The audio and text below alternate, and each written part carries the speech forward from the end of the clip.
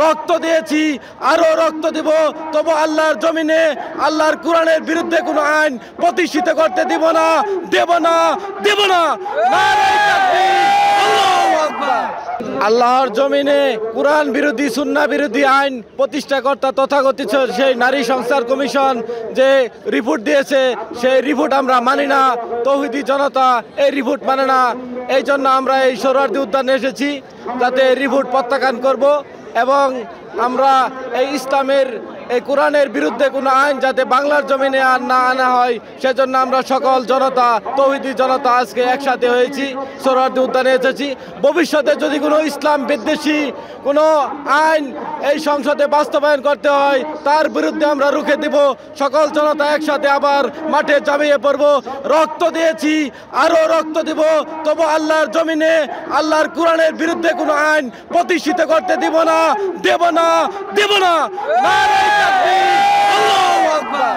আমরা এসেছি আমাদের দেশের মধ্যে কোরআনী সংবিধান যে আইন চালু করা হয়েছে তার বিরোধিতাকে যেই সমাজের মধ্যে আজকে কোরআনের বিরোধিতা করা হচ্ছে, তার বিরুদ্ধে আমাদের বাতিল, তার বিরুদ্ধে আমাদের জেগে ওঠা প্রত্যেককেই দরকার।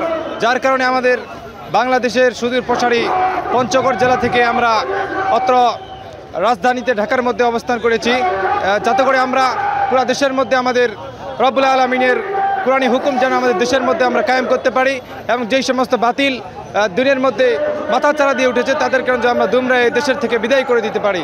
সুতরাং আমাদের দেশের মধ্যে আমাদের প্রত্যেকেই করণীয় হলো যাতে করে আমরা দেশের নিজেই প্রত্যেকে আমাদের ইমানি দায়িত্ব নিয়ে দেশের মধ্যে আমাদের বাতিল দেশ থেকে বিদায় করতে পারি এবং যেই সমস্ত বাতিল আমাদের সময় প্রায় একটা থেকে একটা মাথাচাড়া দিয়ে উঠে সেই সমস্ত বাতিল যেন আমার দেশের থেকে সম্পূর্ণভাবে বিদায় করে দিতে পারি। সুতরাং এর প্রেক্ষিতে আমাদের প্রত্যেকের ইমানি দায়িত্ব হলো যেন আমরা আমাদের জায়গা থেকে প্রত্যেকের বিরোধিতা করে যেই সমস্ত বাতিল হকের বিরোধিতা করেছে তাদের বিরোধিতা করে আমরা আমাদের ইমানি দায়িত্ব পরিপূর্ণ করতে পারি।